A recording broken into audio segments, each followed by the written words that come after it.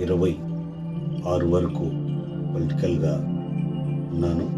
కొత్తూరు గ్రామం, బల్లికురవ మండలం, కొత్తూరు గ్రామం, కుంజి రాఘవులు, పేరమ్మ అనే వాళ్లకు 4 కొడుకులము. నేను చిన్న కుమారుడుగా ఉన్నాను. 4 నుంచి ఉన్నప్పటికీ 2006లో పంచాయతీ ఎలక్షన్లు వచ్చినాయి.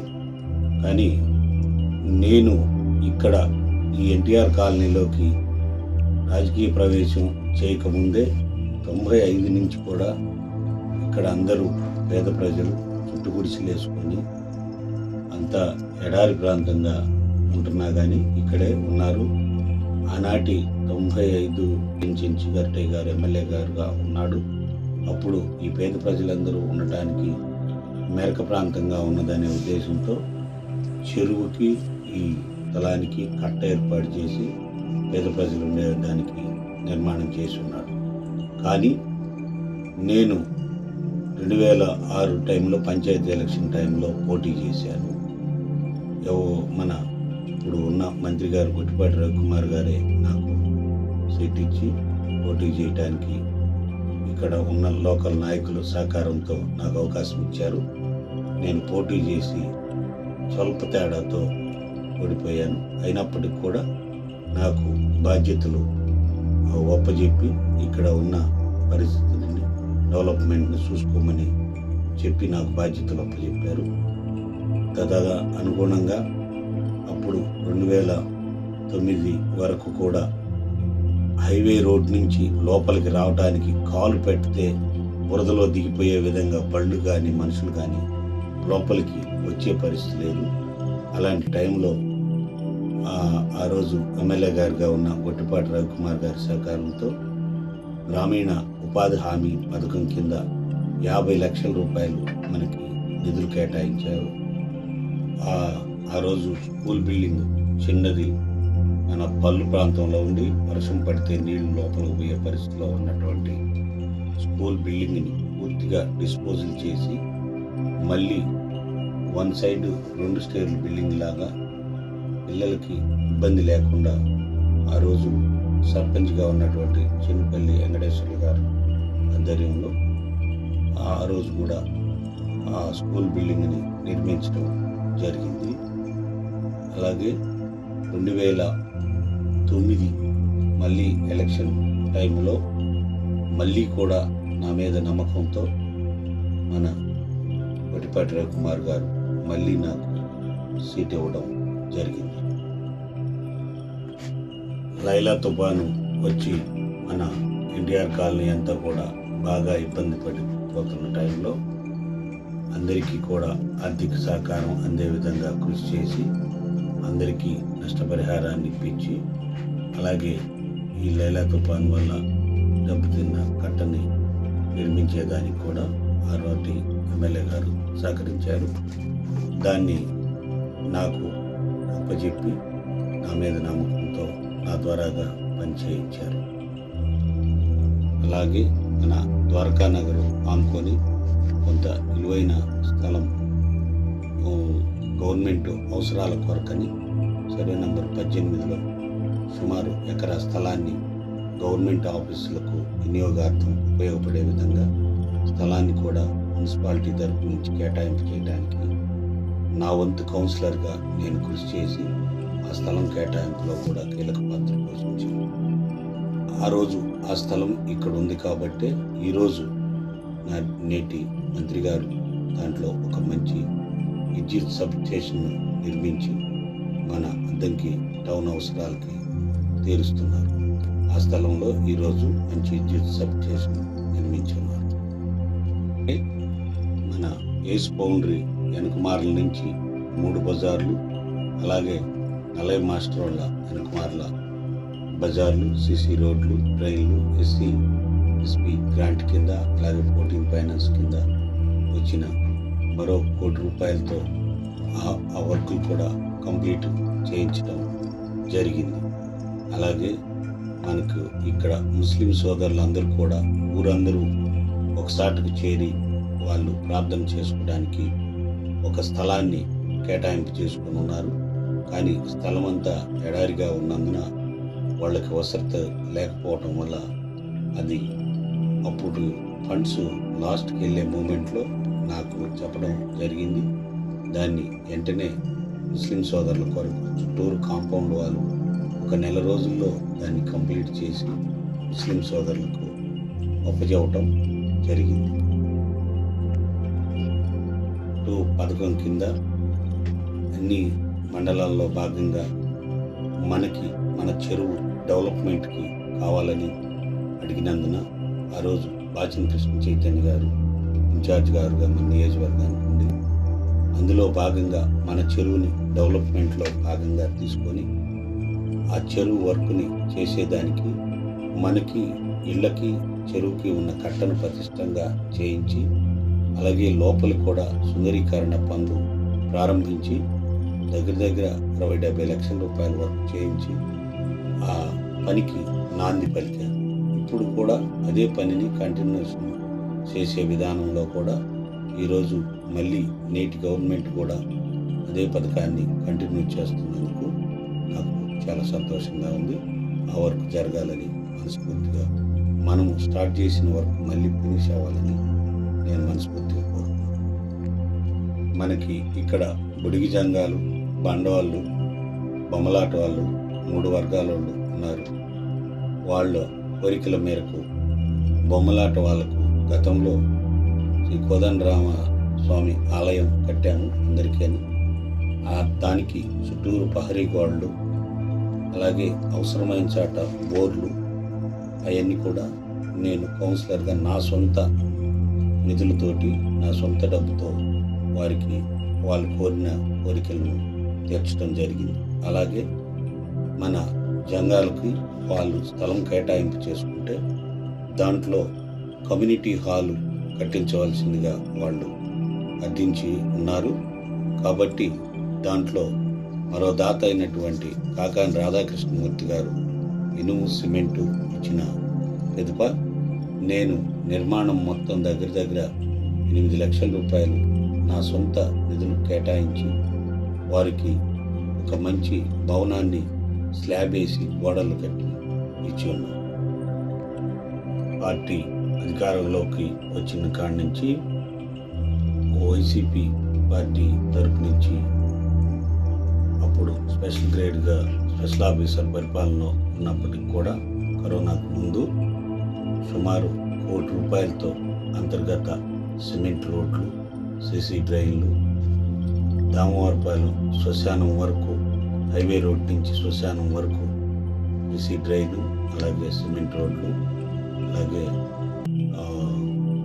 రాణి పెట్రోల్ బంక్ ఎదురు సిసి డ్రైన్లు, సిమెంట్ రోడ్లు అలాగే వైఎస్ఆర్ స్టాచ్యూ ఎదురు నుంచి సిసి రోడ్డు, అది చాలా మేజర్ డ్రైన్ ఛానల్ నుంచి కాని వర్క్ను కూడా అప్పుడు నిర్మించాము. ఆ డ్రైను అలాగే ద్వారకా నగరం మెయిన్ రోడ్లు, రైళ్ళు అలాగే సిసి రోడ్లు కూడా నిర్మించడం జరిగింది. 2014లో బలరాం గారు ఇక్కడ ఎమ్మెల్యే గారుగా ఉన్నారు. ఆ టైంలో కూడా కాలనీ డెవలప్మెంట్ గురించి కొన్ని హౌస్ ట్యాక్సెస్ కానీ కరెంటు మీటర్లు కానీ ఇచ్చి సహకరించాడు. 2014 తర్వాత కొన్ని పరిస్థితుల ప్రభావంతో ఆయన వైసీపీ పార్టీ టీడీపీలోకి రావడం జరిగింది. ఆయనతో పాటు మేము కూడా టీడీపీ పార్టీలోకి రావడం జరిగింది. 2019 ఎలక్షన్ రవికుమార్ గారికి చేయడం జరిగినప్పటికీ ఆ 2019 కూడా ఆయన మనకు 2019 వరకు ఎమ్మెల్యే గారు కూడా చంద్రన బీమా కానీ సీఎం రిలీఫ్ ఫండ్ కానీ ఏదైనా మన కాలనీకి అన్ని విధాలుగా సహకరించాడని దాని మీద అది ఎలక్షన్కి 2019 టీడీపీకి చేయడం జరిగింది. కానీ తదుపరి 2019 వైఎస్ఆర్ కాంగ్రెస్ పార్టీ అధికారంలోకి వచ్చిన తర్వాత మనకు ఇక్కడ మంచిగా సేవ చేసే పని చేసే మంచి నాయకుడు కావాలి అనే ఉద్దేశంతో ఇక్కడ లోకల్గా ఉన్నటువంటి రేణిగుంట శ్రీనివాసరావు గారు కానీ, అద్దంకి శ్రీనివాసరావు కానీ, నవబోయల శ్రీనివాసరావు కానీ, అలాగే మన ఐస్ క్రీమ్ బండి వెంకట్రావు గారు కానీ, ఇక్కడ లోకల్గా వైసీపీ నాయకత్వంగా చేసిన వాళ్ళందరూ కూడా మాకు పార్టీలతో నిమిత్తం లేదు, మాకు ఇక్కడ పనిచేసే నాయకుడు తిరిగి పనిచేసేవాళ్ళు కావాలనే ఉద్దేశంతో వాళ్ళందరూ కూడా వారి ప్రోద్బలంతో నన్ను బాచిన చెంచుగరటయ్య గారు అలాగే బాచిన కృష్ణ చైతన్య గారికి దగ్గరికి తీసుకెళ్ళి వైఎస్ఆర్సీపీ పార్టీలో చేర్పించడం జరిగింది. అలాగే 2021లో నాకు సీటు కేటాయించి ఈ కాలనీలో అద్దెంకి 20 వార్డుల్లో టౌన్లో టాప్ మెజారిటీతో నన్ను ఇక్కడి నుంచి గెలిపించడం, ఈ ఎన్టీఆర్ కాలనీ ప్రజలందరూ కూడా ఒక సమిష్టిగా నా మీద నమ్మకంతో నన్ను టాప్ మెజారిటీలో గెలిపించి నన్ను మున్సిపాలిటీ కౌన్సిలర్గా అద్దెంకి పురపాలక సంఘానికి పంపించడం జరిగింది. ఆ రోజు వైసీపీ గవర్నమెంట్లో ప్రతిష్టాత్మకంగా చేపట్టిన సచివాలయ వ్యవస్థను బయట ఎవరికి కూడా వెళ్ళి పని చేసుకోవడానికి ఇబ్బంది పడకుండా సచివాలయాలను వార్డు పరిధిలో తెచ్చారు. మన కాలనీ వాసులందరూ కూడా చాలా పేద ప్రజలు కాబట్టి వేరే ప్రాంతానికి వెళ్ళి వాళ్ళు వర్క్ చేయించుకోవాలంటే చాలా ఇబ్బంది పడతారని వేరే ప్రాంతాన్ని నుంచి కూడా మన ప్రాంతానికి సచివాలయం వచ్చి మనకు అందుబాటులో ఉండే విధంగా ప్రయత్నం చేసి సచివాలయాన్ని మన 20వ వార్డులోనే ఉండే విధంగా చేయడం నా వంతు కృషి చేశాను. అలాగే ఇక్కడికి రాకపోకలకు ఇబ్బంది లేకుండా గడప గడప ప్రోగ్రాం అని వైసీపీ గవర్నమెంట్లో ఒక కార్యక్రమం నడిచింది. ఆ కార్యక్రమంలో భాగంగా సచివాలయానికి వచ్చే మెయిన్ రోడ్డు నుంచి సచివాలయానికి వచ్చే రోడ్డుని దగ్గర 15 లక్షల రూపాయలతోటి సిమెంట్ రోడ్డుగా నిర్మించడం కూడా జరిగింది. వైసీపీ టైంలో నాడు నేడు కింద స్కూల్స్ని ఎంతో సుందరంగా తీర్చిదిద్దే దాంట్లో భాగంగా పిల్లలందరికీ ఎంతో ఉపయోగపడేటట్టుగా దగ్గర 30 లక్షల పైన అమౌంట్ కేటాయించి మన స్కూల్ని డివైడ్ చేయాలనుకున్న తరుణంలో కూడా డివైడ్ కానివ్వకుండా ఇక్కడే ఉంచేదానికి ప్రయత్నం చేసి మన స్కూల్ డెవలప్మెంట్ కోసం వచ్చిన ఫండ్స్ని రిటర్న్ పోయిన ఫండ్స్ని కూడా మళ్ళీ తెప్పించే దాంట్లో కీలక పాత్ర పోషించి ఆనాటి బాచిన చెంచుగరటయ్య గారు అలాగే బాచిన కృష్ణ చైతన్య గారి సహకారంతో మనం మళ్ళీ ఆ ఫండ్స్ని వెనక్కి తీసుకొచ్చి స్కూల్ని ఈరోజు ఒక కార్పొరేట్ స్కూల్ స్థాయిలో తీర్చిదిద్దడానికి మన వంతు కృషిగా నాడు నేడు పథకం ద్వారా దగ్గర 30 లక్షల పైసలతోటి సుందరంగా తీర్చిదిద్దాం.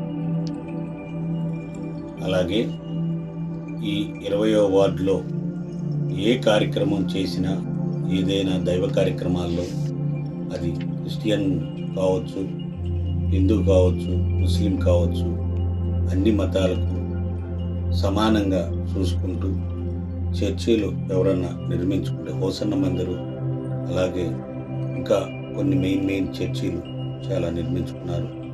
వాళ్ళు కూడా చాలా గొప్పగా మన సహకారంతో మనం ఏదైనా సహాయం కావాలన్నప్పుడు వాళ్ళకు ముందుండి చేశాము. అలాంటి సహకారంతో వాళ్ళు మంచిగా చర్చిలు నిర్మించుకున్నారు. అలాగే ముస్లిం సోదరులకు కూడా ఇప్పుడు కూడా వాళ్ళకి కావాల్సిన ఫ్లోరింగు అవి కూడా సహకరించాము. అలాగే భారీ గోడ కట్టించి ముస్లిం సోదరులకు సహకరించున్నాం. మాకు ఇక్కడ 20వ వార్డులో ప్రధానంగా ఇక్కడ హిందూ దేవదేవుడు శ్రీ వెంకటేశ్వర స్వామి శంకు చక్ర నామాలు శ్రీవారి పాదాలు చాలా ప్రతిష్టాత్మకంగా తీసుకొని ఇక్కడ ప్రజలందరూ కూడా పెళ్ళిళ్ళు చేసుకునేటప్పుడు కానీ అలాంటప్పుడు దేవుణ్ణి కొలుచుకోలేకపోతున్నారనే ఉద్దేశంతో ఆ దేవదేవుని స్వరూపాన్ని ఇక్కడ నిర్మించుకునే విధంగా ఆ శ్రీ వెంకటేశ్వర స్వామి కృపతో నేను నా టైంలో అంత గొప్పగా అందరి కాలనీ వాళ్ళు అలాగే టౌన్లో ఉన్న పెద్దలందరూ సహకారంతో ఆనాటి నాయకులు మా మున్సిపాలిటీ తరపు నుంచి కూడా మా చైర్పర్సన్లు, కౌన్సిలర్స్ అందరి సహకారంతో చాలా గొప్పగా ఆ దేవదేవుని, ఆ వెంకటేశ్వర స్వామి దయ వల్ల నేను ఆయన్ని ఇక్కడ ప్రతిష్ట చేయించగలిగాను. అది నా జీవితంలో మరపురాని ఘటన. ఆ వెంకటేశ్వర స్వామి దయ ఎప్పుడు మన కాలనీ మీద, నా మీద, మన భార్య పిల్లల కుటుంబాల మీద ఉండాలని మనస్ఫూర్తిగా కోరుకుంటూ, ఈ యొక్క కార్యక్రమాల్లో అన్ని మతాల్లో వినాయక చవితి ఉత్సవాల్లో కానీ ఏ కార్యక్రమంలో కూడా దైవ కార్యక్రమం అంటే ఎప్పుడూ 10 మందితో ఉండాలని కోరుకుంటూ ఉంటాను. నేను ఈ కౌన్సిలర్ అయిన కాడి నుంచి కూడా మున్సిపాలిటీలో మాకు నాతోటికి చైర్పర్సన్ గారు కానీ, చైర్పర్సన్ లక్కినబోయిన ఎస్తేరమ్మ గారు, అలాగే మరో వైస్ చైర్మన్ దేశ్ పద్మేష్ గారు, అలాగే ఇంకొక వైస్ చైర్మన్ కన్నెబోయిన అనంతలక్ష్మి గారు, అలాగే మా తోటి కౌన్సిలర్స్ అందరూ కూడా చాలా గొప్పగా, నేను ఏదన్నా చెప్తే నేను ఒక పెద్దలాగా అన్నీ అనుసరించి టౌన్లో కూడా ఎంతో అత్యద్భుతమైన లైటింగ్ కానీ, రోడ్లు విస్తరణ కానీ, కమ్యూనిటీ హెల్త్ సెంటర్స్ కానీ, అది బాచిన కృష్ణ చైతన్య గారి సారథ్యంలో మేము అందరం కూడా ఎంతో గొప్పగా చేశాము. ఎందుకంటే నన్ను ఈ వార్డు, చివరి వార్డు నుంచి నన్ను ఇంత అద్భుతమైన మెజార్టీతో మన కాలనీ ప్రజలందరూ కూడా నన్ను దీవించి గెలిపించారు. కాబట్టే వాళ్ళంతా కూడా నాకు ఇంత అభిమానము, ఇంత ఆదరణ, ఇంత ప్రేమగా నా మాట విని ఈ పనులన్నిటిలో కూడా నేను కీలక భాగస్వామి కావటానికి నాకు అవకాశం ఇచ్చారు. అలాగే నేను ఇన్ని సంవత్సరాలు రాజకీయంలో కొనసాగటానికి నాకు అన్నదమ్ములైనటువంటి మా పెద్దన్నయ్య హనుమంతరావు గారు కానీ, మాలేశ్వరరావు గారు కానీ, వెంకటరావు గారు కానీ, మా కుటుంబ సభ్యులు, నా భార్య, పిల్లలు, ఇక్కడ మా తోటి బంధువులు అందరూ కూడా నాకు సహాయ సహకారంగా ఉండి ఆర్థిక పరిస్థితుల్ని ఎదుర్కొనే టైంలో కూడా నాకు మనోధైర్యాన్ని కల్పించి నడిపించిన మన కొంతమంది నాయకులు, ఇక్కడ మా ఆల్కొంట శ్రీనివాసరావు గారు కానీ, ఇట్లా కొంతమంది నాయకులు కూడా. కాబట్టి వారందరికీ కూడా నేను పేరు పేరున నమస్కరించి వారికి రుణపడి ఉంటానని, సర్వదా వాళ్లకు రుణపడి ఉంటానని చెప్తున్నాను. అలాగే మన కాలనీ ప్రజలందరికీ కూడా 25 సంవత్సరాలు నన్ను రాజకీయంగా కొనసాగేయటానికి మీ అందరి సహకారంతో ఒక అక్కలు, చెల్లెళ్ళు, అన్నలు, తమ్ముళ్ళు, బావలు, బావమరుదులు అన్నట్టుగా మనమంతా కూడా ఇక్కడ ఉన్న మన వినాయక చవితి ఉత్సవ కమిటీ కుర్రవాళ్ళు ఉన్నారు. ఎప్పుడు కూడా మనల్ని వెనకం చేయనీయకుండా మనతో పాటే ఉంటూ, మనతో నడుస్తూ, ఏ పార్టీకి ఎటు పోయినప్పటికి కూడా మన మీద ప్రేమ ఆదరణ తగ్గకుండా, అలాంటి జీవితాంతం కూడా నేను మర్చిపోను. వారందరికీ కూడా పేరు పేరున పాదాభివందనం చేస్తున్నాను. సంకల్ప దీక్షతో అంతా సన్నద్ధమే, పర్జన్య గర్జనై గగనమలే, విజయీ భవ విజయీ భవ.